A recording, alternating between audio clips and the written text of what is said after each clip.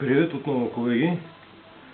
С днешното клипче, или по-точно поредица от клипчета, ще се опитам да ви покажа начина на заточване на различни видове остриета, различни като скосяване.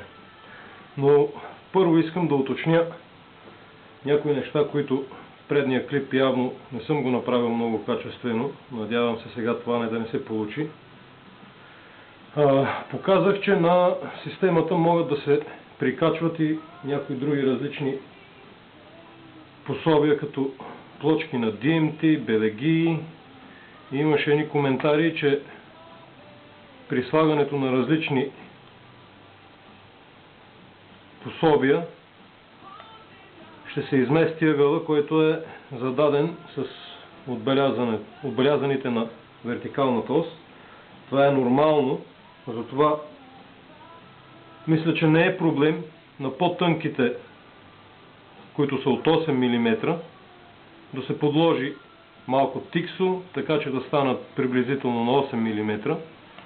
За по-дебелите е ясно, че трябва да се коригира вертикално с механизма за повдигане. Това мисля, че не е много далеч от логиката, но да го уточниме. Сега ще започна с едно бако, което никога не е качвано на подобна система за фиксиран ъгъл, заточвано единствено на ръка, работно ножче, което не е жалено, което е ползвано абсолютно за всичко, дори има няколко сериозни подбивания. Значи, уточнихме в предния клип, че острието трябва да бъде почти наравно, режещия ръб, почти наравно с ръбчето на основата на заточващата система. Като внимаваме при коремчето така, че да се разположи и то така, че самата шкурка да не удря в самото ъгълче. След което се затяга.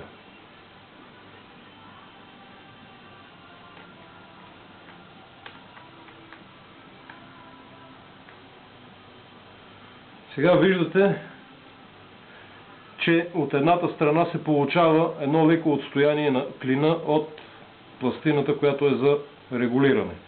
Това не трябва да ви притеснява, просто вие се стремите режещия ръб да бъде успореден на ръбчето на основата. Различните видове остриета, разбира се, че лежат по различен начин. Ще ви покажа в следващото клипче как лежи и спайдъра, който е доста изкривен от към гърба. Но да започваме с заточването. Сега, една особеност. Вижда се тук разстоянието, което е от дръжката до основата. При обръщане на ножа от другата страна, това разстояние трябва да бъде горе-долу спазено, за да се получи равномерен ъгъл от към острието. Сега, ъглите тук, които са отбелязани, са зададени с транспортир от основата, началото на основата. И разбира се, че може да се получи една минимално отклонение, но е вероятно да се получава, затова предварително острието го боядисваме с маркер. Това е най-точният начин. След което минаваме с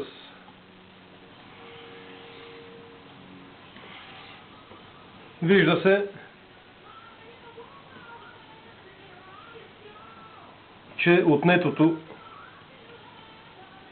от острието ни удовлетворява, ако хваща в предния край, разбира се, че трябва да се регулира или в задния край, така че да хваща желания ъгъл. Секунда само да натегнем малко, за да не ни се измества клинчето. Така. И сега почваме работата.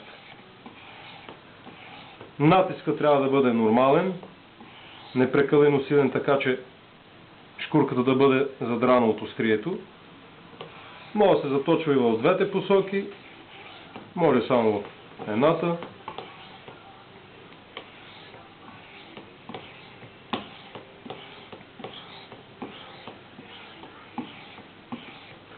Сега с това ножче ще падне доста търкане, понеже доста материал трябва да се отнеме. И мисля да накъсам малко клипчетата, така че да не гледате излишно жувене по клина. Особено в предния край на острието ще имам доста работа.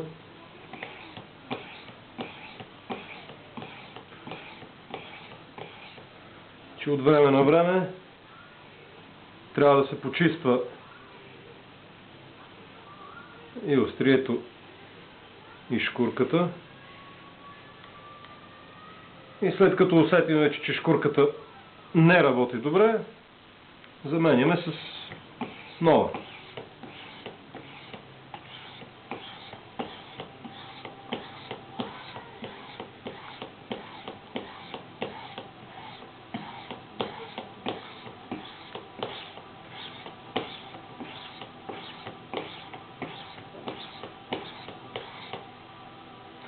Има един друг момент.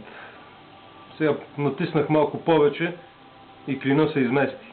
По принцип не е проблем, ако желаете от долната страна да си сложите материал или нещо подобно.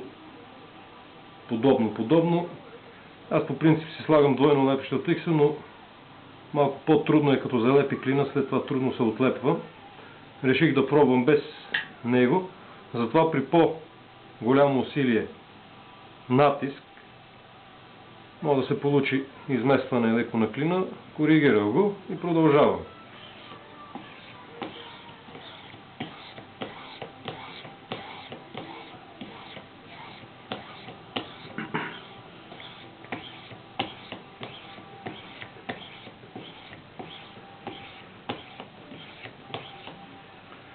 Да почистим отново на влажнена кърпичка.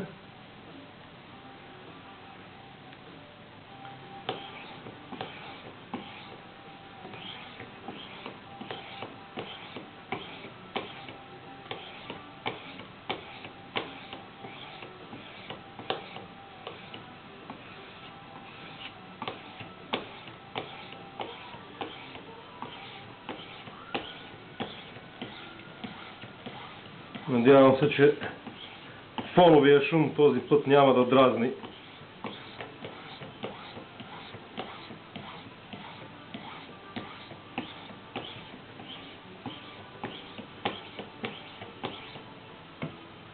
От време на време проверявам визуално докъде е стигнала заточката. Доста работа ще има тук.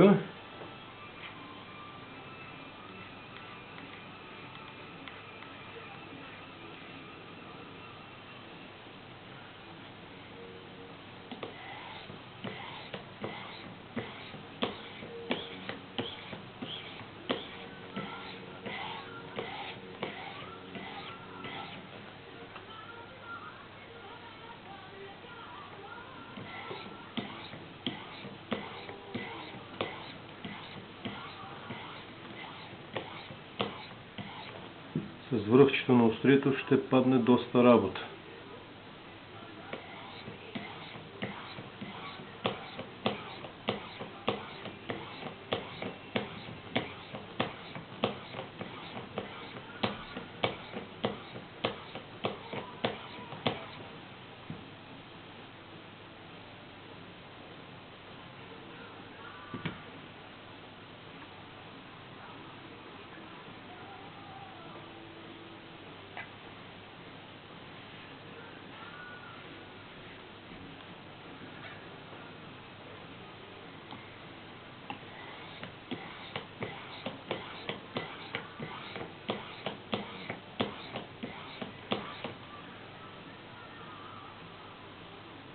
Така, шкурката усещам, че вече не иска да ми работи.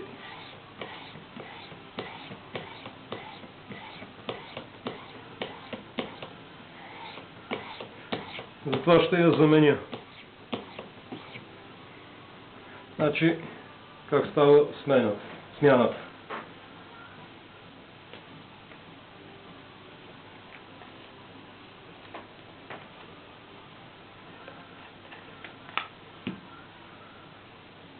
Внимателно отлепяме от единия край и почваме да изтегляме, но внимателно, така че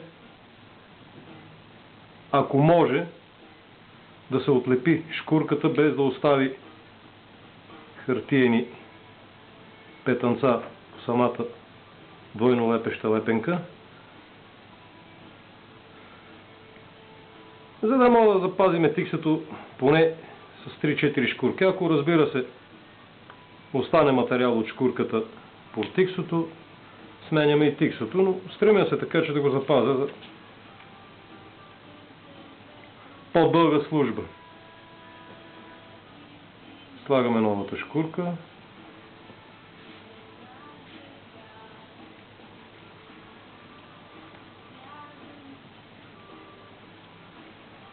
Разбира се, могат да се използват и двойно лепещи, самозалепващи се шкурки, но предполагам, че те са доста